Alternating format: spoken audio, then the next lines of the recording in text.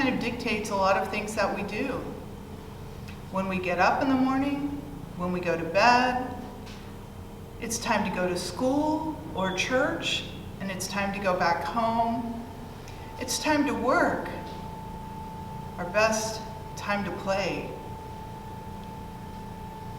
Time can take us many different places. It's kind of hard to think about what time looks like. Some people think that time is in a straight line. I wonder what that would, maybe this is what time looks like. Here's the beginning, it's brand new. It's like it's just being born. And time can grow and extend and go on. I wonder if it goes on forever.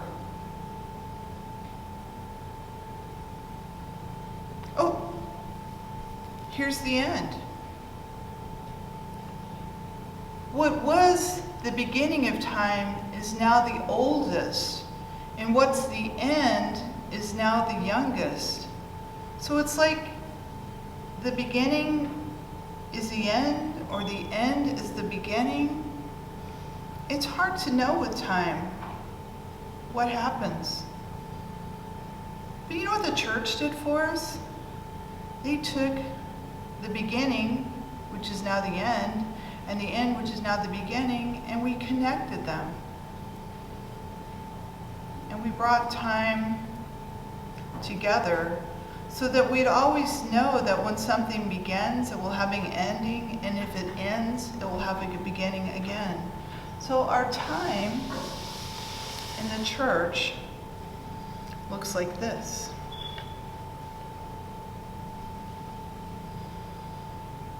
Now there are 3 great times in the church.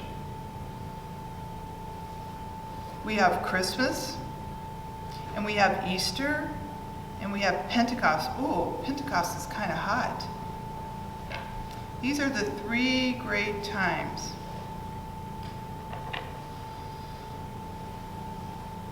Oh, like I said, Pentecost we always think of as hot. And when we have these great times in the church, we have to get ready for these mysteries. So the time before Christmas is the time of Advent.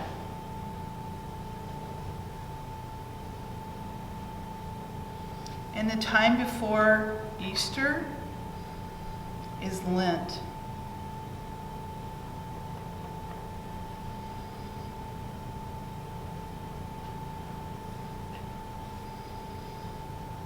And then Easter is such a great mystery that we have 6 more weeks in order to get ready for Pentecost.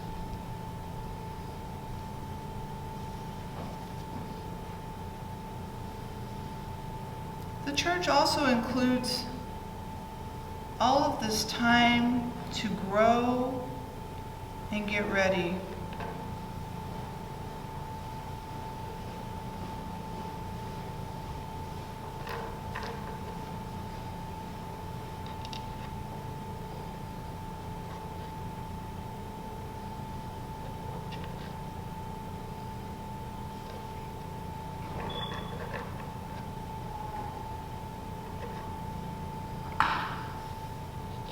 Now these 3 great times in our church calendar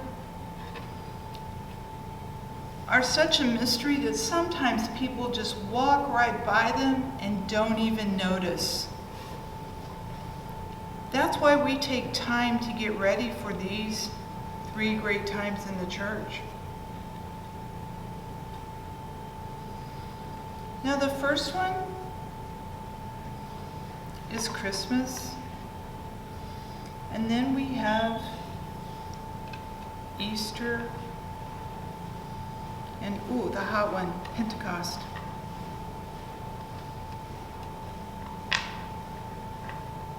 Now in order to get ready for these great times, we're going to have Advent, and that's going to be 4 weeks before the mystery of Christmas.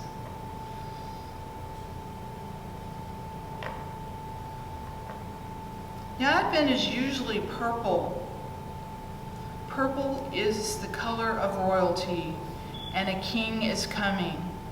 Not a king like we think of every day, but a king that will be with us throughout eternity. Sometimes Advent's blue. Blue is the color of Mother Mary. And without Mother Mary, we wouldn't have Jesus. The time to get ready for Lent takes us 6 Sundays. It is also the color purple, again for royalty, because something is about to happen to Jesus, who is a king, and he is going to be crucified. And Easter is such a great mystery that it lasts for 6 more weeks.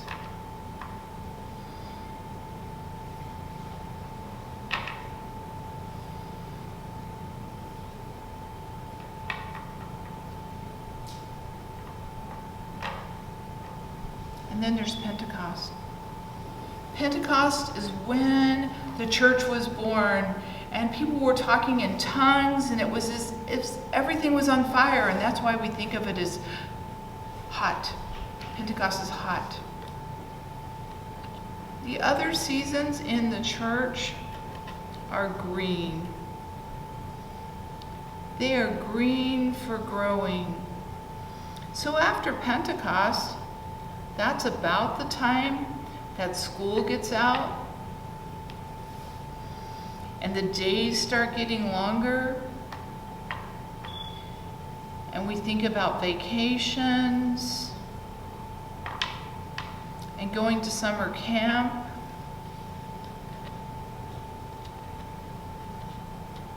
And it continues on until we get back into that time where we are right now, where school is starting, and then the days will start to get a little bit shorter, and we will get ready for when the church will start again, and we will get ready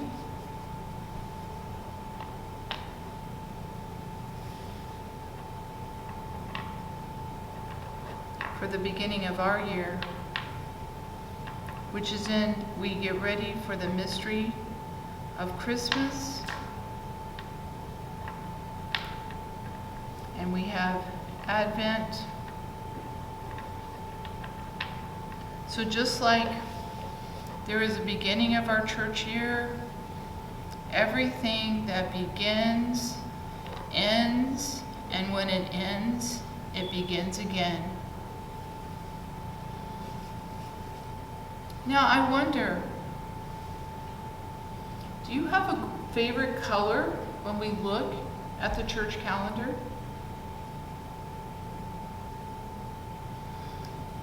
I wonder if you have a favorite time in the calendar. I wonder if there's a mystery that you like best.